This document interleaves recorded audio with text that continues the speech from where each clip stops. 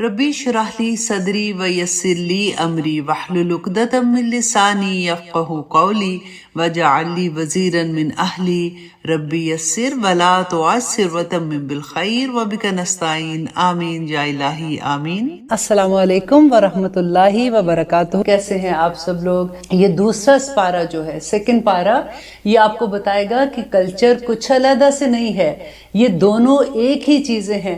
اللہ سبحانہ تعالیٰ پوری زندگی کیسے ہم نے گزارنی ہے اس کے بارے میں بتائیں گے۔ اور آج کی آیت میں جو خاص طور پہ ہمیں بتایا جا رہا ہے کہ جب قبلہ چینج ہونا تھا، ڈیفینیٹلی لوگوں نے باتیں بھی کرنی تھی، اللہ سبحانہ تعالیٰ نے پہلے بتا بھی دیا تھا نبی صلی اللہ علیہ وآلہ وسلم کو، تو اب اس کے بعد ہم نے کیسے کرنا ہے، ہمارا ریئیکشن کیا ہوگا، اس کے بارے میں بھی انشاءاللہ آج کے پورے لیکچر میں ہم لوگ سیکھیں گے کہ مسلمان کو اللہ سبحانہ تعالیٰ کیسے کہہ رہے ہیں کہ ہماری زندگی کیسے گزرنی چاہیے۔ وَلِكُلٍّ وا اور لیے کلن، ہر ایک کے لیے، یہ کٹھی بات ہو رہی ہے، کسی بھی انسان کی بات ہو رہی ہے۔ والی کلی، اور ہر ایک کے لیے، وجہتن، ایک جہت ہے، ایک ان کا ڈائریکشن ہے، جیسے کہتے ہیں نا، وہ ہوا وہ مولیہا، وہ اس کی طرف رخ کرتا ہے۔ صرف یہاں تک اگر آپ دیکھیں کہ اللہ سبحانہ تعالیٰ کیا کہہ رہے ہیں کہ ہر انسان کے لیے کوئی ایک وجہ ہوتی ہے، کوئی ایک ڈائریکشن ہوتی ہے، کوئی ایک اس کا فوکس ہوتا ہے جس کی طرف وہ بار بار مڑتا ہے۔ اب یہاں پہ آپ یہ دیکھیے کہ ہماری ڈائریکشن کیا ہے، ہمارا وجہ کیا ہے۔ اگر گھر میں آپ دیکھیے کہ یوزلی کیا ہوتا ہے کہ ایک ماں کے لیے اس کے بچے سارا دن وہ انہیں کے بارے میں گھومتی رہتی ہے، دیکھتی رہتی ہے۔ اگر آپ دیکھیں ہمارے گھروں میں خوشیاں آ جائیں، خیر سے شادی کا موقع آ جائے، تو ہمارے کتنے دن کا ویج صرف وہی ہو جاتا ہے، رائٹ؟ ہوتا ہے نا ایسے۔ اور اگر خدا نہ خواستہ کوئی اگر جاب ہے فار ایگزامپل ہمارے پاس ایسے کہ اس میں کوئی مشکل آتی ہے، تو پھر ہم پوری طرح دھیان ادھر ہی ہوتا ہے کہ اب یہ ہو گیا، یہ ہو گیا، کاروبار ہے تو پھر تو رات دن ہماری ویج وہی ہو جاتی ہے۔ تو اس ایک سینٹنس سے آپ نے اپنا ویج تلاش کرنا ہے کہ آپ کس ڈائریکشن پہ۔ اللہ سبحانہ تعالیٰ کہتے ہیں کہ ہر انسان کا ایک وجہ ہے جو اس کی طرف ہی واپس مڑتا ہے، جا کے کوئی سوچ بھی ادھر ادھر نہیں جاتی ہے، وہ ادھر ہی واپس چلا جاتا ہے۔ لیکن یہ حکم کس کا ہے، یہ کس کے بارے میں بتایا جا رہا ہے؟ ہر انسان کے لیے۔ آگے اللہ سبحانہ تعالیٰ مسلمان کو کیا کہہ رہے ہیں؟ فَاسْتَبِقُوا الْخَيْرَاتِ، پس استبقوا جو ہے یہ امر کا صیغہ ہے، اس میں حکم دیا جا رہا ہے کہ پس تم سب سبقت لے جو الخیرات، بھلائی کے کاموں میں۔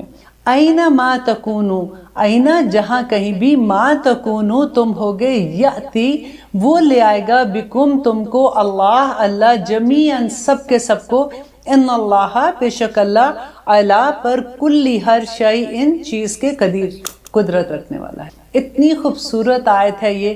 دیکھیں اللہ سبحانہ تعالیٰ کہہ رہے ہیں کہ دیکھو ہر انسان کا ایک ویج ہے، وہ اس کی طرف بھاگ رہا ہے۔ انسان نے اپنی دنیا کو ویج بنا لیا ہے، سارا وقت وہ دنیا کی چیزوں میں بھاگتا ہے، پیسہ کمانے کے لیے بھاگتا ہے۔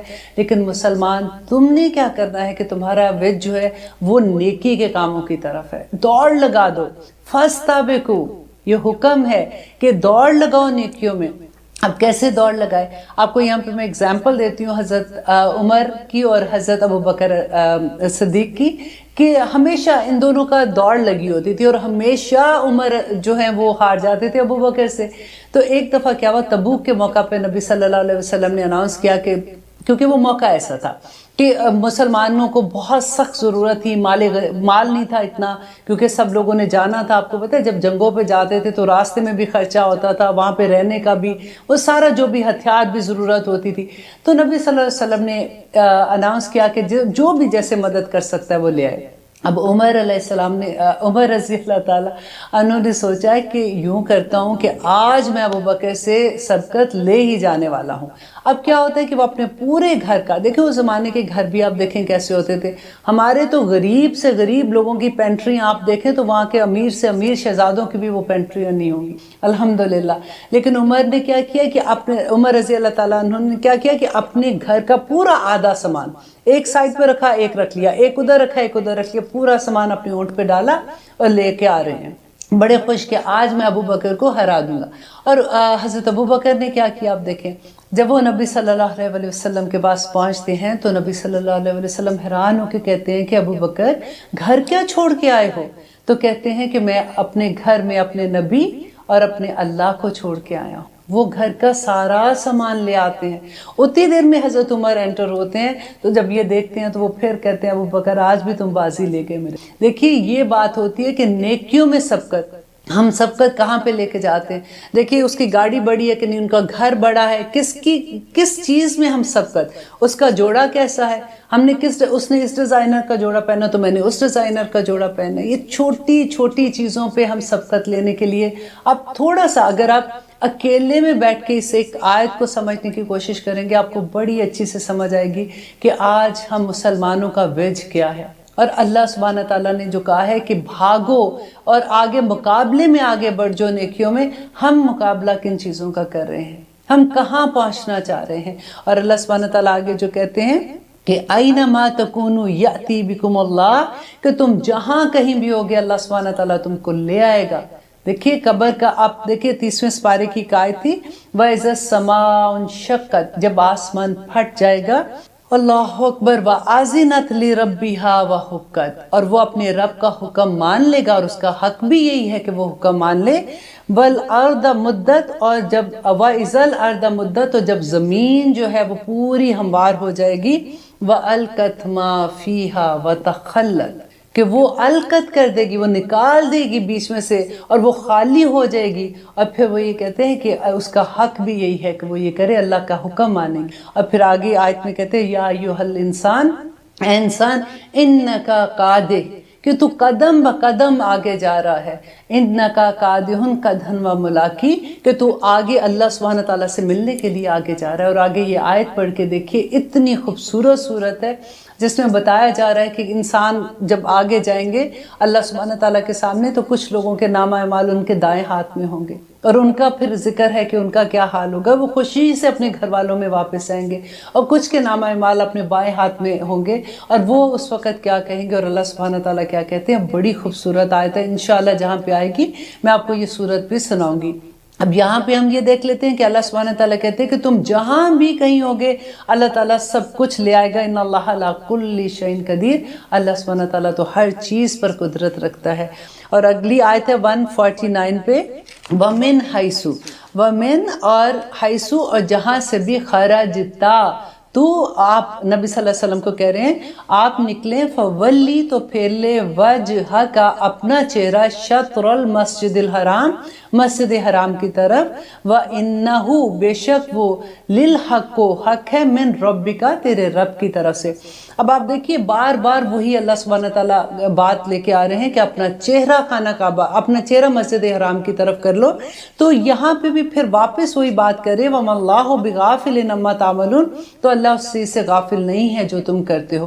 اور پھر دیکھیں تیسری مرتبہ دوبارہ سے یہی حکم آ گیا، وَمِنْ حَيْثُ خَرَجْتَ، اور جہاں کہیں بھی، خرجتا، آپ نکلیں، فولی، تو موڑ لے، وجہ کا، اپنا چہرے کو، شطر المسجد الحرام، مسجد حرام کی طرف. یہاں پہ آپ دیکھیے کہ اگر آپ کو تھوڑا سا بھی اندازہ ہوگا گرامر کا تو یہاں پہ سنگل ایک کا صیغہ استعمال ہوا ہے کہ جہاں بھی آپ نکلے، نبی صلی اللہ علیہ وسلم کو کہہ رہے ہیں تو وجہ کا، تو اپنا چہرہ جو ہے وہ مسجد حرام کی طرف پھیر لیں. اور اب یہ جو سیکنڈ حکم ہے یہ دیکھیے، وَحَيْثُ مَا كُنْتُمْ، اب یہ دیکھیں کنتم، یہ آ گیا پھر سب کے لیے اکٹھا حکم ہو گیا کہ جہاں کہیں بھی ہو تم، فَوَلُّوا، تو تم سب موڑ لو، وَجُوهَكُمْ، اپنا چہرہ، شَطْرَهُ، اس کی طرف، لِأَلَّا، تاکہ یکونہ ہو، لِلنَّاسِ، لوگوں پر، لوگوں کے پاس، علیکم، تم پر، حجتن، حجت، اللہ، مگر، الذین، وہ لوگ جو، ظالموا، جنہوں نے ظلم کیا، منہم، ان میں سے، فلا تخشوہم، پس نہ ڈرو ان سے. اب ہم یہاں تک پہلے کرتے ہیں انشاءاللہ. اب یہ تیسری دفعہ جو حکم ہوا ہے یہ پھر دیکھیے وہی بات ہے کہ جہاں کہیں بھی تم ہو تو اپنا چہرہ جو ہے وہ مسجد حرام کی طرف کر لیں.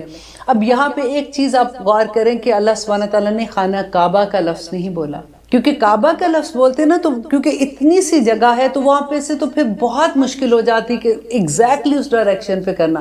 مسجد الحرام، وہ پوری ڈائریکشن جو پورا ہے، اگر آپ یوں نماز پڑھیں تو تھوڑے سے ادھر بھی ہو جاتے ہیں، تو اللہ سبحانہ تعالیٰ نے کتنی وسعت دے دی ہے.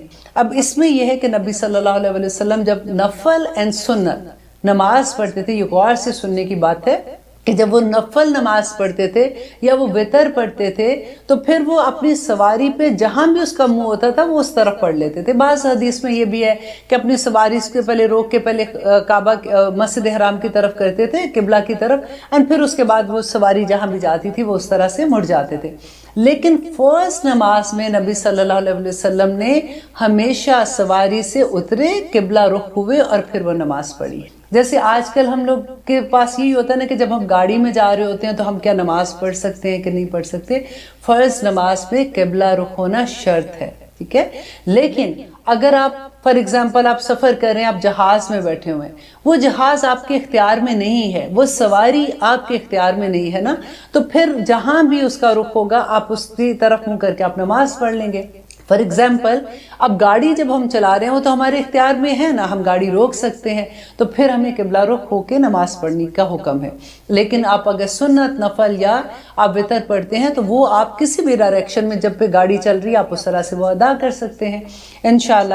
تو آگے اس کے بعد اللہ سبحانہ تعالیٰ کہہ رہے ہیں کہ وجوہکم شطر لی اللہ, اس لیے کہ یکون نہ ہو للناس, اس لیے کہ نہ ہو لوگوں کے لیے, علیکم تم پر, حجتن کوئی حجت, الا الذین ظالموا مگر وہ لوگ جو ظالم ہیں. دیکھیں اللہ سبحانہ تعالیٰ کہہ رہے ہیں جو ظالم لوگ ہیں نا, جو تمہیں اب باتیں کر رہے ہیں, جو تمہیں تنگ کر رہے ہیں, تکلیف دے رہے ہیں, یا وہ کوئی بھی حجتیں بیان کر رہے ہیں, تم ان کی پرواہ نہ کرو, تم اپنا جو تمہیں حکم ملا ہے تم وہ کرتے رہو.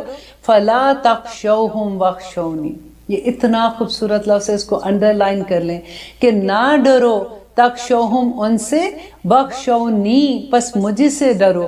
اور وہ کیوں ڈرو مجھ سے, اور اس کا انعام اللہ سبحانہ تعالیٰ کیا دیں گے, والی اتما, تاکہ میں پورا کر دوں, نعمتی اپنی نعمت, علیکم تم پر, ولعلکم تاکہ تم تہتدون ہدایت پا جاؤ. ہم نے کیا مانگی تھی دعا, یاد ہے آپ کو, الحمدللہ رب العالمین اہدنا الصراط المستقیم. دیکھیں اللہ سبحانہ تعالیٰ یہ اس کا جواب دے رہے ہیں یہاں پہ کہ اللہ سبحانہ تعالیٰ کہہ رہے ہیں صرف مجھ سے ڈرو.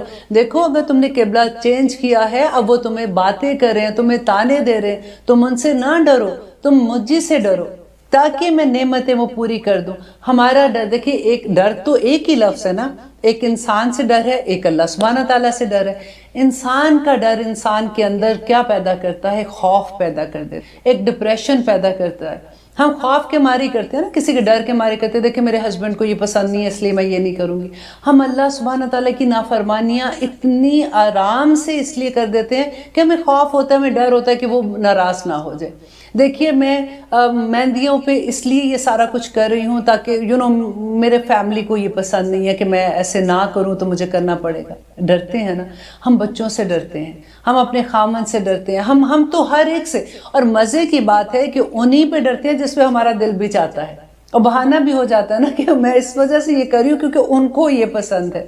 یا اللہ سبحانہ تعالیٰ, دیکھیں انہوں نے تو, اللہ سبحانہ تعالیٰ نے ہمیں پیدا کیا, وہ بڑے اچھے سے جانتا ہے ہمیں, وہ اندر سے جانتے ہیں کہ انسان تو کیا چیز ہے. کب آ کے ہم اتنا بڑے بڑے بہانے لگا کے دوسرے کا کر دیتے ہیں. لیکن چلے اگر ہم بہانے نہ بھی لگائیں تو پھر بھی اجازت نہیں ہے ڈرنے کی. اللہ سبحانہ تعالیٰ کہہ رہے ہیں بخشونی, بس مجھے سے ڈرو, کیونکہ جب ہم اللہ سبحانہ تعالیٰ سے ڈریں گے نا تو پھر عنایات ہوں گی ہم پہ. اللہ سے ڈرنے سے یہ ہوگا کہ دیکھو اگر ہم یہ ڈریں گے کہ اگر ہم نے کسی کے بارے میں چغلی لگائی تو اللہ سبحانہ تعالیٰ ناراض ہو جائیں گے, تو ڈر کے مارے ہم وہ نہیں کریں گے. پھر اگر ہم کوئی بھی فار ایگزامپل ہم کوئی ایسی بات کرتے ہیں جس سے ہمیں یہ ڈر ہوگا کہ کسی کا دل توڑنے کی بات ہے, کسی کی ہیلپ نہ کرنے کی بات ہے, کسی کو تانا دینے کی بات ہے, کوئی بھی بات آپ لے لیں, جب ہم وہ نہیں کریں گے, ہم اللہ سے ڈر کے نہیں کریں گے نا, تو اس میں تو خیر ہی خیر آ جائے گی. دونوں ہی چیز ڈر کے ہیں, لیکن دیکھیں کتنا فرق ہے. آج اگر آپ ایک لائن بنا لیں اور دونوں ڈر لکھ کے, ایک انسان سے ڈر اور اللہ سے ڈر, آپ اگر یہ دونوں چیزیں لکھ کے کریں گے تو آپ کو احساس ہوگا کہ کتنی خوبصورت بات اللہ سبحانہ تعالیٰ نے کہی ہے کہ وہ ایک سجدہ جسے تو گراز سمجھتا ہے 1000 سجدوں سے دیتا ہے تجھ کو نجات. تو اللہ کرے کہ ہم صرف اللہ سے ڈرنے والے ہو جائیں, اور وہ بھی اس لیے کہ اللہ سبحانہ تعالیٰ نے پھر کہا کہ وہ اپنی نعمتیں تم پر پوری کر دے گا. اللہ اکبر, تاکہ تم ہدایت پا جاؤ. کما, اب ہم کریں آیت نمبر 151, کما جس طرح ارسلنا بھیجا ہم نے فیکم تم میں رسولن. اب دیکھیں یہ وہی آیت ہے، آپ کو یاد ہے جو ہم نے پہلے اس بارے میں پڑھا تھا کہ ابراہیم علیہ السلام جب خانہ کعبہ کی تعمیر کر رہے تھے اپنے بیٹے کے ساتھ مل کے، اسحاق علیہ السلام کے ساتھ نہیں، اپنے بیٹے اسماعیل علیہ السلام کے ساتھ. دیکھیں میں اتنی ہسٹری پڑھ پڑھ کے دونوں مکس ہو جاتے ہیں. کبھی نام تو اسماعیل علیہ السلام کے ساتھ دعا کر رہے تھے نا، وَبَعَثْ فِيهِمْ رَسُولًا، بالکل وہی آیت یہاں پہ واپس آتی ہے. اب یہ دعا کی قبولیت کا مقام ہے کہ اللہ سبحانہ تعالیٰ کہہ رہے ہیں کما جس طرح ارسلنا بھیجا ہم نے فیکم تم میں رسولاً ایک رسول منکم تم میں سے، یتلو وہ تلاوت کرتا ہے، علیکم تم پر، آیاتنا ہماری آیات کو، وَيُزَكِّيكُمْ اور وہ پاک کرتا ہے تمہیں، وَيُزَكِّيكُمْ اور وہ پاک کرتا ہے تمہیں، وَيُعَلِّمُكُمْ اور وہ تعلیم دیتا ہے تمہیں، الکتابہ کتاب کی، والحکمت اور حکمت کی، وَيُعَلِّمُكُمْ اور وہ سکھاتا ہے تمہیں، مَا لَمْ تَكُونُوا تَعْلَمُونَ جو تم نہیں جانتے تھے. یہ دیکھیے اتنی خوبصورت آیت ہے کہ نبی صلی اللہ علیہ وسلم کی بعثت کا مقصد یہاں پہ بیان ہو رہا ہے اور قرآن کا مقصد ہو رہا ہے. دیکھیے وہ کیا کہتے تھے کہ وہ کیا کریں گے، تلاوت کریں گے. سب سے پہلے تو تلاوت اسی طرح سے ہے نا کہ اللہ سبحانہ تعالیٰ جیسے نبی صلی اللہ علیہ وسلم پہ وحی کرتے تھے تو وہ صحابہ کو بتاتے تھے، ان کو وہ حکم سکھا رہے تھے. اور اس کے بعد آیات نا وَيُزَكِّيهِمْ، وَيُزَكِّيهِمْ اتنا خوبصورت لفظ ہے کیونکہ جو قرآن پڑھنے والے ہیں نا ان کا تزکیہ ہونا شروع ہو جاتا ہے. اب آپ دیکھیں کہ ہم نے وہ پڑھا تھا صبغات اللہ سبحانہ تعالیٰ کا رنگ چڑھا لو. اس میں نے آپ کو یہ کہا تھا کہ اللہ کا رنگ چڑھانا تو آسان ہے، پھر بھی ہم کہتے ہیں کہ چلو ہم نے یہ بھی کر لیا. ہمارے سے غلطی کیا ہوتی ہے کہ ہم پہلے رنگ نہیں اتارتے، کیونکہ یہ وہ رنگ نہیں ہے جو قدرتی رنگ ہے، یہ وہ رنگ ہے جس کو ہم نے چڑھانا ہے. اسی لیے اللہ سبحانہ تعالیٰ نے صبغہ کا لفظ استعمال کیا ہے. اور یہاں پہ جو یہ لفظ ہے وَيُزَكِّيهِمْ کہ وہ پاک کرتا ہے. ایک ایک گناہ، ایک ایک جو اندر خوف ہوتے ہیں لوگوں کے، ایک ایک اللہ تعالیٰ کی نافرمانیاں وہ پاک کرتا جاتا ہے، ایک ایک چیز ہٹاتا جاتا ہے راستے سے اور انسان کو پاک صاف کر دیتا ہے. وَيُعَلِّمُكُمْ اور وہ تعلیم دیتا ہے، وہ سکھاتا ہے، وہ سکھاتا ہے ما جو لم نہیں تکونو تھے تم سب تعلمون جانتے، کہ جو تم نہیں جانتے تھے وہ سکھاتا ہے تمہیں. قرآن کا یہ معجزہ ہے. حضرت عمر کہا کرتے تھے کہ اے عمر تو کیا تھا، تو ایک بکریاں چرانے والا انسان تھا. ایک عورت کی بکریاں چراتے تھے اور مٹھی بھر کھجوریں آخر میں ان کو اجرت کے طور پر ملتی تھی. اور آج عمر تیرا کیا مقام ہے. آپ دیکھیے کہ جب یہ اسلام آیا تھا مکہ میں تو بدو تھے وہاں کے لوگ، اور کس طرح سے اس قرآن نے ان کو کس کس مقام پہ پہنچا دیا کہ وہ صحابہ بن گئے، وہ کامیاب ترین انسان دنیا کے، آج تک ان کی مثال بنتی ہے. اور آگے اللہ سبحانہ تعالیٰ کہہ رہے ہیں، یہ بہت خوبصورت آیت ہے، آیت نمبر 152، فَاذْكُرُونِي پس ذکر کرو میرا. یہ امر کا صیغہ ہے، اس میں کہتے ہیں کہ اللہ سبحانہ تعالیٰ ایک حکم دے رہے ہیں، جیسے فَاذْكُرُونِي تو یاد کرو مجھے، اذکرکم میں تمہیں یاد کروں گا. اتنا خوبصورت یہ لکھ کے اپنے فریج پہ لگا دے بڑا بڑا تھا کہ بھولے نہیں، کیونکہ اللہ سبحانہ تعالیٰ کیا اپنا دیکھیے خاکی ایک انسان، مٹی کا بنا ہوا انسان، اللہ سبحانہ تعالیٰ اپنے ساتھ اس کا تعلق جوڑ رہے ہیں کہ تم مجھے یاد کرو میں تمہیں یاد کروں گا. ایک حدیث قدسی ہے، حدیث قدسی اس کو کہتے ہیں جس میں اللہ سبحانہ تعالیٰ کے لفظ ہوتے ہیں کہ وہ نبی صلی اللہ علیہ وسلم نے فرمایا کہ اللہ سبحانہ تعالیٰ فرماتے ہیں جو مجھے اپنے دل میں یاد کرتا ہے میں بھی اسے اپنے دل میں یاد کرتا ہوں، جو مجھے کسی محفل میں یاد کرتا ہے میں اسے اس کی زیادہ اچھی محفل یعنی فرشتوں کی محفل میں اس کو یاد کرتا ہوں. دیکھیے سبحان اللہ، اللہ سبحانہ تعالیٰ ہمیں یاد کر رہے ہیں. اب دیکھیے اس وقت ہم کیا کر رہے ہیں، ہم فَاذْكُرُونِی کر رہے ہیں نا، اللہ اکبر، فَاذْكُرُونِی اذْکُرکم کہ میں تمہیں یاد کروں گا. تو اس وقت اللہ سبحانہ تعالیٰ ہمیں یاد کر رہے ہیں. جو دعائیں دل میں ہے مانگ لیجئے. دیکھیے اللہ سبحانہ تعالیٰ کہتے ہیں دنیا میں کچھ فرشتے صرف اس لیے اللہ سبحانہ تعالیٰ نے بھیجے ہیں جو ایسی محفلیں ڈھونڈتے ہیں جہاں پہ اللہ سبحانہ تعالیٰ کی بات ہوتی ہے، جہاں پہ اللہ تعالیٰ کا کلام بیان کیا جاتا ہے، جہاں پہ حدیث بیان کی جا رہی ہوتی، تو وہاں پہ وہ فرشتے آ کے سارے جمع ہو جاتے ہیں اور وہ قطار در قطار آسمان دنیا تک چلے جاتے ہیں. اور وہ جو لوگ وہاں پہ اس محفل میں ہوتے ہیں ان کے لیے مغفرت کی دعائیں کرتے ہیں. فَاذْكُرُونِی اذْکُرکم اللہ سبحانہ تعالیٰ نے کوئی چھوٹا مقام نہیں رکھا. مومن کا مقام دیکھیے اللہ سبحانہ تعالیٰ کہتے ہیں کہ جو عالم ہے نا، جو اسٹوڈنٹ ہیں اور جو پڑھا رہے ہیں، اللہ کا علم ہے نا دونوں طرف، اگر وہ ان کو موت آ جاتی ہے اسی دوران میں تو وہ شہادت کا درجہ پا جاتے ہیں. اللہ کی یاد سے غفلت کیا ہوتی ہے کہ کفر کے درجے پہ لے جاتی ہے. اب آگے دیکھیے اللہ سبحانہ تعالیٰ کہہ رہے ہیں وَاشْكُرُوا لِي، اب میرا شکر ادا کرو، وَلَا اور نہ تَکْفُرُونَ، اور تم سب میری ناشکری نہ کرو. شکر کیا ہے؟ شکر کے دیکھیں 3 درجے ہیں. ایک وہ شکر ہے جو ہم دل میں ادا کرتے ہیں، اس کا دوسرا لیول یہ آتا ہے کہ ہم زبان سے اللہ سبحانہ تعالیٰ کا شکر ادا کرتے ہیں، اور تیسرا درجہ اس کا یہ آ جاتا ہے کہ ہم اپنے جوارے سے اللہ کا شکر ادا کرتے ہیں. جوارے کیا ہے؟ جیسے ہمارے ہاتھ ہیں، ہمارے پاؤں ہیں، آنکھیں ہیں، کان ہیں، ہم جو اللہ سبحانہ تعالیٰ جوارے ہیں ہمارے، ان کے ساتھ اللہ کا شکر ادا کرنا. اب ہمارے پاؤں سے کیسے شکر ادا کریں کہ ہم ان راستوں پہ چلیں جو اللہ سبحانہ تعالیٰ کے راستے ہیں.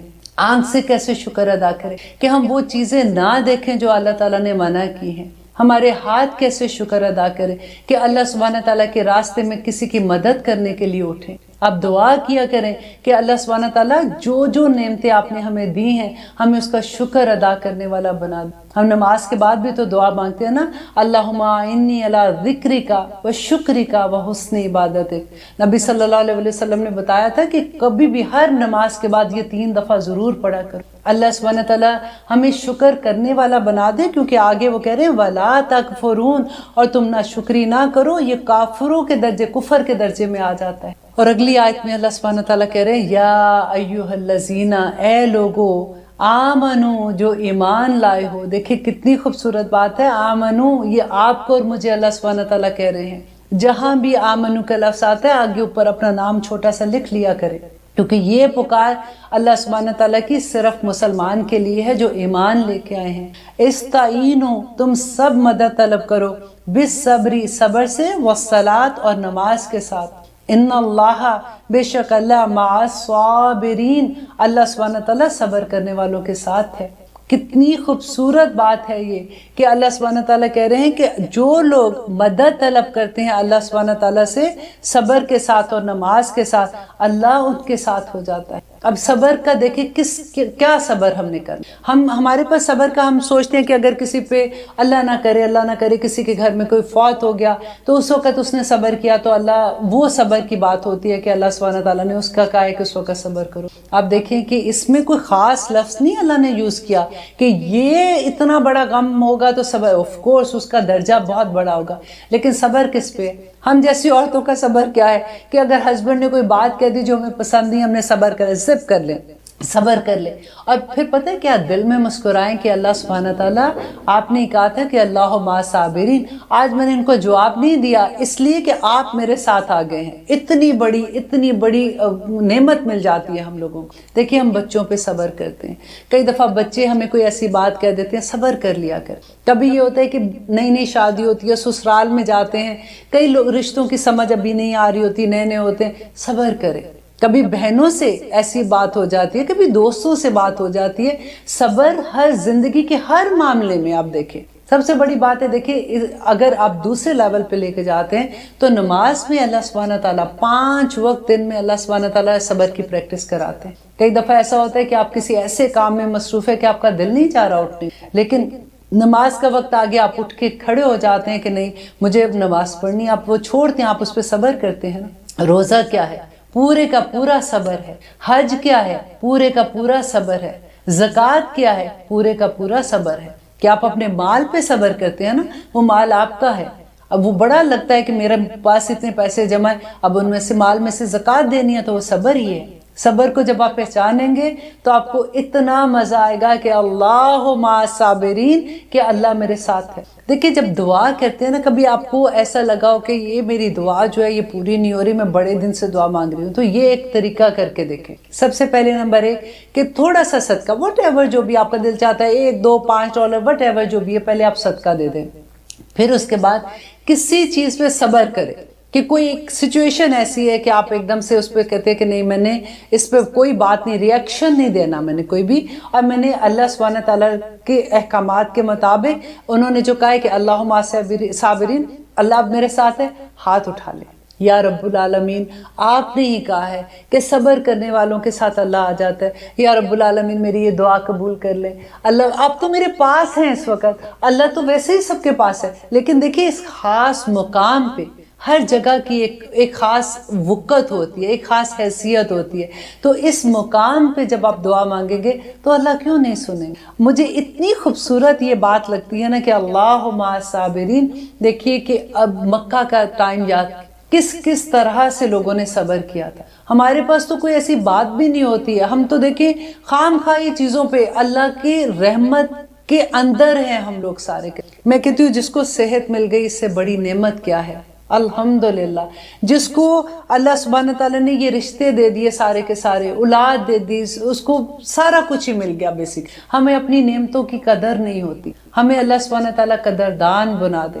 اور آگے دیکھیے اللہ سبحانہ تعالیٰ کہہ رہے ہیں کہ ولا اور نہ تقولو، اب آیت نمبر 154 ہم لوگ کر رہے ہیں کہ ولا اور نہ تقولو، تم سب کہو، لیمن ان کے بارے میں، یقتلو جو قتل کیے گئے، فی سبیل اللہ اللہ کے راہ میں، امواتن مردہ نہ کہو۔ دیکھیے یہ والی آیت جو ہے نا، کیونکہ اس وقت کیا ہوا تھا کہ یہ مکہ میں نے بتایا تھا نا آپ کو کہ مدینہ میں سورۃ بقرہ نازل ہوئی تھی، تو اب کیا ہوا تھا کہ مدینہ میں آتے ہی اتنی جنگیں، سب سے پہلے بدر آ گئی، پھر احد آ گئی، پھر خندق آ گئی، ایک سے بعد نبی صلی اللہ علیہ وسلم ایک جنگ سے فارغ ہوتے تھے تو دوسری جنگ کا وقت آ جاتا تھا، پھر کوئی حملہ ہوتا تھا، پھر وہ جنگ کے لیے بھاگتے تھے۔ تو اب لوگوں کا یہ سوال تھا کہ یہ جو لوگ شہید ہو رہے ہیں، جنگوں میں جا رہے ہیں، تو ان کے بارے میں یہ کس جگہ پہ ہیں، یہ کیا کہہ رہے ہیں؟ تو اس کے بارے میں اللہ سبحانہ تعالیٰ یہ آیت لے کے آتے ہیں کہ نہ کہو ان لوگوں کو جو قتل کیے جاتے ہیں اللہ کے راستے میں، امواتن مردہ، بلکہ احیاء وہ زندہ ہیں، ولیکن لا تشعرون لیکن تم شعور نہیں رکھتے ہو۔ یہ خاص طور پہ یہ جو ولیکن لا تشعرون ہے نا، اس کو آپ انڈر لائن کریں۔ ہم اتنی باتیں بناتے ہیں اپنے پاس سے، اچھا وہ تو قبر میں زندہ ہوں گے، وہ تو ہمیں جواب دے رہے ہوں گے، وہ یہ کر رہے ہوں گے۔ اللہ سبحانہ تعالیٰ نے کہہ دیا کہ نہ، تم بالکل اس کا شعور نہیں رکھتے ہو، بس ان کو مردہ نہ کہو، کیونکہ جو اللہ کی راہ میں شہید ہو جاتا ہے نا، اس کا تو یہ کہ سیدھا جنتوں میں پہنچ جاتے ہیں۔ ایک بڑی خوبصورت اس کے بارے میں ایک حدیث تھی کہ نبی صلی اللہ علیہ وسلم نے کہا کہ جو شہید ہو جاتے ہیں نا، وہ ایک پرندے کے دل کے اندر ان کی روح ہوتی ہے اور وہ جنتوں میں بھاگتے پھرتے ہیں، کبھی ایک درخت، کبھی دوسری درخت، کبھی ادھر کبھی ادھر، اور رات کو اللہ سبحانہ تعالیٰ کے عرش کے نیچے جو قندیلیں ہوتی ہیں نا، ان کے نیچے جا کے جمع ہو جاتے ہیں، سبحان اللہ، اور وہاں جا کے سو جاتے ہیں، اور پھر صبح اٹھتے ہیں اور وہ پھر جنتوں کی سیر کرتے ہیں۔ اور سیم چیز نبی صلی اللہ علیہ وسلم نے مومن کے لیے کہی تھی۔ یہ آیت بھی مجھے بہت ڈراتی ہے، کیونکہ وَلَا نَبْلُوَنَّكُمْ وا اور لا بلا شبہ، یقیناً نَبْلُوَنَّكُمْ ہم ضرور آزمائیں گے تمہیں، بِشَيْءٍ کسی چیز سے، من الخوف خوف سے، والجوع اور بھوک سے، وَنَقْصٍ مِّنَ الْأَمْوَالِ اور مال کے نقصان سے، والانفس اور جانوں سے، والثمرات اور پھلوں میں سے کمی سے، اولاد بھی اس میں سے آ سکتی ہے، وَبَشِّرِ الصَّابِرِينَ اور صبر کرنے والوں کو خوشخبری دے دیجیے۔ یہ دیکھیے اللہ سبحانہ تعالیٰ نے ہمیں اس دنیا میں کیوں بھیجا ہے، اس لیے کہ وہ یہ آزمائے کہ ہم میں سے احسن عمل کون سا کرتے ہیں۔ سورۃ ملک میں ہم پڑھتے ہیں نا روز، اور دیکھیے یہاں پہ وہی آیت ہے کہ میں ضرور آزماؤں گا تمہیں، لیکن یہ جو چیز ہے نا بِشَيْءٍ، یہ اتنی خوبصورت بات ہے کہ اس سے اتنا حوصلہ مل جاتا ہے کہ کچھ، سارے کے سارے سے نہیں آزماؤں گا، کچھ اس میں سے چیزیں، من الخوف خوف سے۔ اس کی ایک تفسیر یہ بھی ہے کہ خوف جو ہے وہ اللہ کا ڈر ہے، جو ہے وہ بھوک کی بات ہے تو وہ روزوں کی بھوک ہے، نقص من الاموال جو ہے وہ زکوٰۃ دینے کی ادائیگی میں ہے، والانفس بیماریاں انسانوں کو جو ہوتی ہیں، والثمرات اور اولاد ہے، وہ بشر صابرین اور صبر والوں کے لیے۔ لیکن اگر اس کو اس طرح سے آپ دیکھیں کہ اللہ سبحانہ تعالیٰ نے جو ایک ہمیں اس آیت سے کہ عمومی سا ایک مقصد نظر آتا ہے کہ اللہ تعالیٰ ہمیں خوف سے بھی آزمائیں گے، اللہ تعالیٰ ہمیں بھوک سے بھی آزمائیں گے، کبھی ہمارے مالوں میں نقصان ہوگا اس سے آزمائیں گے، کبھی اللہ نہ کرے ہماری جانوں میں نقصان ہوتا ہے، کبھی بیماریاں بھی آ جاتی ہیں، کبھی ایسا سچویشن ہو جاتی ہے کہ ہمارے لو ونز ہم سے، ہمارے پاس سے چلے جاتے ہیں۔ الثمرات اولاد ہے کہ اس سے بھی آزمائش آئے گی. تو لیکن اللہ سبحانہ تعالیٰ کیا کہہ رہے وہ بشر الصابرین کہ خوشخبری دے دو صبر کرنے والوں. صبر والوں کے لیے کیا خوشخبری ہے؟ یہ کہ اللہ مع الصابرین کہ اللہ ان کے ساتھ ہے. دیکھیے اللہ سبحانہ تعالیٰ یہ نہیں چاہتے آپ کو تکلیف دینا. یہ تھوڑی سی بشیئن یہ بڑی خوشخبری ہے اس آیت میں. میرے لیے کم از کم بہت بڑی خوشخبری تھی کہ اللہ اکبر جب میں پڑھی تھی تو میں بہت ڈرتی تھی کہ یا اللہ نہ کرے ان میں سے کوئی آزمائش میرے پہ آئے.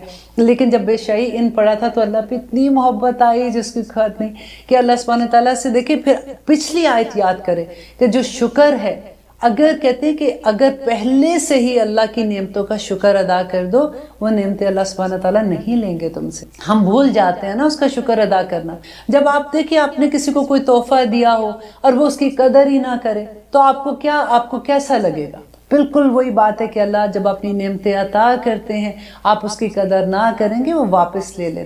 بس کوشش کریں کہ نعمتیں چھننے سے پہلے اس کے لیے شکر ادا کریں. اور شکر کا سجدہ ہوتا ہے. آپ کو پتہ ہے بہت سے لوگوں کو دیکھیں جب میں نے پڑھا تھا مجھے بھی آنیسٹلی نہیں پتا تھا. میں شکر کے نفل پڑھا کرتی تھی لیکن جب یہ پڑھا تھا تو پتہ چلا کہ شکر کے سجدہ ہوتا ہے. اس کے نفل توبہ کے نفل ہیں یا ویسے آپ جیسے نفل پڑھتے ہو. آپ کو جیسے بیٹھے بیٹھے آپ صوفے پہ فار ایگزامپل بیٹھے آپ کو ایک دم سے لگتا ہے کہ یا اللہ تیرا شکر تو نے مجھے آنکھیں دی, تیرا شکر تو نے مجھے ہاتھ دیے, تیرا شکر کوئی بھی چیز آپ کے اراؤنڈ جو بھی اللہ کی نعمتوں میں سے مجھے اولاد دی, یا اللہ تیرا شکر مجھے یہ نعمت دی, وہیں سر جھکا دی یا اللہ تیرا شکر. سجدہ یہ ایسے یا اللہ تیرا شکر ہے, شکر الحمدللہ شکر. ہر نماز میں نے عادت بنا لی ہے, وہی میں آپ کو بھی شیئر کروں گی کہ ہر نماز کے بعد نا جیسے فرض نماز پوری ہوتی ہے پھر سجدے میں جا کے شکر الحمدللہ, نفل پڑھے پھر شکر الحمدللہ کے سجدے علیحدہ سے کر لیا کریں. وہ تو موقع ہوتا ہے اسی حالت میں بھی ہم ہوتے. تو یہاں پہ اللہ سبحانہ تعالیٰ کہتے ہیں کہ جو میں تمہیں ضرور آزماؤں گا ان چیزوں سے وَبَشِّرِ الصَّابِرِينَ, اور جس وقت یہ آزمائش آئے گی جو ان پہ صبر کریں گے ان کو خوشخبری دے دو کہ اللہ مع الصابرین الذین وہ لوگ جو اذا جب آصابتہم جب پہنچتی ہے انہیں مصیبت کوئی مصیبت قالو تو وہ سب کہتے ہیں انا بے شک ہم للہ اللہ ہی کے لیے ہیں وَإِنَّا اور بے شک ہم الیہ اسی کی طرف راجعون ہمیں سب کو لوٹ کر جانا ہے. دیکھیں یہ تو سب کو پتہ ہے نا. ہمیں جب بھی کوئی ایسی بات ہوتی ہے جب ہمیں یہ لگتا ہے کہ یہ جو سینٹنس ہے نا جب کوئی فوت ہوتا ہے تبھی ہم پڑھتے ہیں اِنَّا لِلَّهِ وَإِنَّا إِلَيْهِ راجعون. یہاں پہ اللہ سبحانہ تعالیٰ کیا کہا ہے کہ جب بھی کوئی مصیبت کوئی پریشانی کوئی تکلیف آتی ہے تو یہ پڑھ لیا کرو اِنَّا لِلَّهِ وَإِنَّا إِلَيْهِ راجعون. ایک یہاں پہ بہت خوبصورت بات میں آپ کو بتاتی ہوں کہ ام سلمہ تھی نبی صلی اللہ علیہ وسلم کی وائف ہے نا, تو ان کو جو اگر پہلے مکہ کی دور میں ان کا اگر آپ حالات زندگی پڑھیں اتنی خوبصورت ہے. ام سلمہ کہتی ہیں کہ جتنا اسلام لانے کے بعد جتنی تکلیفیں میں نے سہیں اتنی تکلیفیں کسی نے نہیں سہیں. دیکھیں جب باری آگے کہ چلے جی اب مکہ سے ہجرت کرنے کا وقت آ گیا. آپ کو پتہ ہے ہجرت کرنا کتنا مشکل کہ پورا خاندان ادھر اتنے پیدا ہوتے جس جگہ پہ تھے, اب وہاں سے ہجرت کرنے کا حکم آ گیا ہے. اور حکم بھی اس لیے آ گیا تھا کہ ابو طالب کی جب وفات ہوئی تھی تو اس کے بعد وہاں پہ سردار کون بن گئے تھے آپ کو پتہ ہے؟ ابو لہب بنے تھے. ان کے چھوٹے بھائی تھے نا. اس وقت قبائلی سسٹم ہوتا تھا تو وہاں پہ مسلمان جو تھے کیونکہ ابو طالب کی وجہ سے مسلمانوں کو وہاں پہ رہنے کا اختیار اس لحاظ سے تھا کہ اس کے انڈر ہوتے تھے کہ ان کو کوئی تنگ نہیں کرے گا کیونکہ نبی صلی اللہ علیہ وسلم کے چچا بھی تھے. لیکن ابو لہب ان کے اگینسٹ تھے, اس لیے اس وقت وہاں پہ مسلمانوں کو اتنا تنگ کیا جا رہا تھا جس کی حد نہیں کہ مسلمانوں کو ویسے بھی ہجرت کرنی پڑی وہاں سے. تو ام سلمہ کہتی ہیں کہ جب ہجرت کا وقت آیا تو ابو سلمہ ان کے بیٹے کا نام ہے. اس زمانے میں اسی طرح سے ام سلمہ کی ماں, ابو سلمہ کا باپ جو تھا, تو انہوں نے کیا کیا کہ اونٹ پہ اپنا سارا سامان رکھا اور ہجرت کے لیے تیار ہوئے. اتنی دیر میں کیا ہوا کہ ام سلمہ جو ہیں ان کے قبیلے کے لوگ آ گئے کیونکہ تنگ تو کرنا ہوتا تھا, ہر ایک کا تنگ کرنا کا بھی ڈفرینٹ انداز ہوتا تھا. تو تنگ کرنے کے لیے ان کے قبیلے کے لوگوں نے کہا کہ یہ تو ہمارے قبیلے کی عورت ہے, ہم نے اس کو یہاں سے نہیں جانے دینا, اور ان کو روک لیا. اتنے میں کیا ہوا کہ ابو سلمہ کے قبیلے کے لوگ آ گئے اور انہوں نے کہا کہ اگر تم، کیونکہ ماں تھی نا ان کے ساتھ، انہوں نے چھوٹا سا بچہ اپنے سینے کے ساتھ لگایا ہوا ہے، تو وہ ان کو گھسیٹے کہ نہیں اس کو ہم نہیں جانے دیں گے، کیونکہ اونٹ کے اوپر سامان رکھا ہوا ہے، وہ بیٹھنے والے ہیں، تو آگے قبیلے کے لوگ، مکہ تھا بھی کتنا چھوٹا سا، تو مکہ تھا۔ اتنی دیر میں ابو سلمہ کی فیملی کے، وہاں کے قبیلے کے لوگ آ کے انہوں نے کہا کہ نہیں، یہ بچہ جو سلمہ جو ان کا بیٹا تھا، یہ تو ہماری نسل سے ہے، ہم اس کو نہیں جانے دیں گے۔ وہ کہتے کہ کھینچا تانی ایسے ہوئی کہ ام سلمہ کہتی ہے کہ مجھے یہ لگا کہ میرے بچے کے دونوں ہاتھ نکل جائیں گے، تو رو کے ایک دم سے چیخ کے انہوں نے کہا کہ نہیں، تم اس کو لے لو، میں اس کو نہیں کچھ کہہ رہی ہوں، تم رکھ لو تاکہ میرے بچے کی جان زندہ رہ جائے۔ تو کہتے ابو سلمہ اکیلے تنہا ہجرت کر، بیٹے کو قبیلے والے لے گئے ابو سلمہ کی، اور ام سلمہ کے قبیلے والے ان کو لے۔ وہ کہتی ہے کہ میں 1 سال تک ایوری ڈے نکلتی تھی اور صحرا میں جا کے مدینہ کی طرف منہ کر کے بیٹھ جاتی تھی اور روتی تھی ان کو یاد کر کے، ابو سلمہ کو، کہ کب وہ وقت آئے گا کہ وہ ان کو اتنی اجازت ملے گی کہ وہ واپس آئیں گے، کیونکہ آنا بھی آسان نہیں تھا۔ واپس کس کی پناہ میں آتے، وہاں پہ پناہ لینی پڑتی، وہ نہیں مل رہی ہوتی۔ تو کہ 1 سال کے بعد جب یہ فیملی واپس اکٹھی ہوتی ہے، تو یہ ام سلمہ کی بات میں آپ کو بتا رہی ہوں کہ ان کے ہسبینڈ ایک دفعہ نبی صلی اللہ علیہ وسلم کے پاس سے واپس آئے، اب یہ مدینہ میں ہے، واپس آ کے انہوں نے کہا کہ آج میں نے بہت خوبصورت بات سنی ہے کہ نبی صلی اللہ علیہ وسلم نے کہا ہے کہ جب بھی کوئی مصیبت آتی ہے تو انا للہ و انا الیہ راجعون پڑھتے ہیں، اور اگر اس کے بعد اگر یہ آپ پڑھ لیتے ہو کہ اللہم اجرنی فی مصیبتی واخلف لی خیر منہا، اگر آپ یہ دعا پڑھ لیتے ہو تو اللہ سبحانہ تعالیٰ جو مصیبت آپ پہ، جو مصیبت یہی ہوئی نا کہ جو آپ کو نعمت تھی وہ آپ کی چھن گئی، یا جو چیز چلی گئی آپ سے، تو اللہ سبحانہ تعالیٰ اس سے بہتر چیز آپ کو دے دیتے، اس سے بہتر چیز دے دیتے۔ تو ام سلمہ کہتی ہے میں بڑی خوش ہوئی اور میں نے بھی یہ یاد کر لیا کہ اللہم اجرنی فی مصیباتی واخلف لی خیر منہا، تو یہ میں نے رٹا مار کے یاد کر لیا اس کو اچھے سے۔ اور ایک وقت وہ آیا، کہتی ہیں کہ جو ان کے ہسبینڈ ہیں ان کی وفات ہو گئی، کہتے ہیں میں نے انا للہ و انا الیہ راجعون پڑھا، اور پھر کیونکہ ان کو یاد تھی انہوں نے یہ آیت پڑھی، تو کہتی ہے کہ میں نے دل میں سوچا کہ مجھے اتنی محبت ہے اپنے خاوند سے اور اتنے اچھے یہ انسان ہے، مجھے اس سے بہتر اور کیا چیز ملے گی۔ تو کہتے ہیں جب ان کی عدت ختم ہوتی ہے تو نبی صلی اللہ علیہ وسلم ان کے گھر جاتے ہیں اور اپنا رشتہ پیش، اور پھر اتنی خوبصورت بات ہے کہ کس طرح سے ام سلمہ ان کو کہتی ہیں کہ دیکھیے مجھے اعتراض تو نہیں ہے، لیکن میں زبان کی تھوڑی سی تیز ہوں، ٹھیک ہے، نمبر 1۔ نمبر 2 انہوں نے کہا کہ میری عمر تھوڑی زیادہ ہے، اور نمبر 3 انہوں نے کہا کہ میں بچوں والی ہوں، تو میں نہیں چاہتی کہ میں کوئی آپ سے ایسی غصے میں آپ سے کوئی جھگڑا کر لوں یا کوئی بات کر دوں، تو اللہ سبحانہ تعالیٰ تو ڈیفینیٹلی آپ تو رسول ہیں تو مجھے اس کا بھی گناہ ملے گا۔ تو نبی صلی اللہ علیہ وسلم مسکرائے، انہوں نے کہا میں دعا کروں گا اللہ سبحانہ تعالیٰ سے اور اللہ تعالیٰ تمہیں نرمی دے دے گا۔ اور دوسری بات پہ انہوں نے کہا کہ بھئی میری بھی عمر اب اتنی بڑی ہے کہ تمہاری عمر سے فرق نہیں پڑتا، اور تیسری بات یہ ہے کہ تمہارے جو بچے ہیں وہ میرے بھی بچے ہیں۔ تو ام سلمہ نے کہا کہ اب مجھے کوئی اعتراض نہیں ہے اگر آپ کو یہ ساری چیزیں منظور ہیں۔ تو اس طرح سے نبی صلی اللہ علیہ وسلم کی جو وائف ہیں ام سلمہ، ان کی سٹوری میں آپ کو جو بتا رہی تھی کہ کس طرح سے یہ دعا جو ہے یہ آپ بھی یاد کر لیں، اتنی خوبصورت دعا ہے۔ کوئی مشکل زندگی میں آتی ہے نا، جیسے فار ایگزامپل کاروبار میں پرابلم ہو رہی ہے، پھر آپ یہ دعا پڑھ لیں، انشاءاللہ اللہ سبحانہ تعالیٰ اس سے بھی بہتر اجر آپ کو دے گا، اس سے بہتر آپ کو روزی دے گا۔ اگر خدا نخواستہ کوئی کسی قسم کی مشکل آ رہی ہے، یہ دعا پڑھ لیں۔ اتنا خوبصورت ہے اس دعا کو، میں نے جب یاد کیا تھا تو مجھے تو اتنی عادت ہو گئی تھی کہ میں جہاں بھی دیکھتی تھی نا کہ کوئی ایسی چیز ہے، فار ایگزامپل کہتے کہ اگر چوٹ بھی جاتے جاتے ایک دم سے ایسے لگتا ہے کہ کبھی چوٹ لگتی ہے تو پھر میں فوراً یہ پڑھ لیتی تھی، اتنی عادت پڑ گئی تھی۔ تو یہ آپ بھی پڑھائیں، یہ بہت خوبصورت دعا ہے۔ اللہ سبحانہ تعالیٰ ہم سب کو ایسی دعائیں پڑھنے کی، دیکھیں یہ اللہ تعالیٰ کی طرف سے ہمیں بڑے خوبصورت تحفے ہیں جو اللہ کی دعائیں ہیں۔ جو قرآن کی دعائیں ہیں نا وہ ساری ربنا سے سٹارٹ ہوتی ہیں، یہ وہ دعائیں ہیں جو نبیوں نے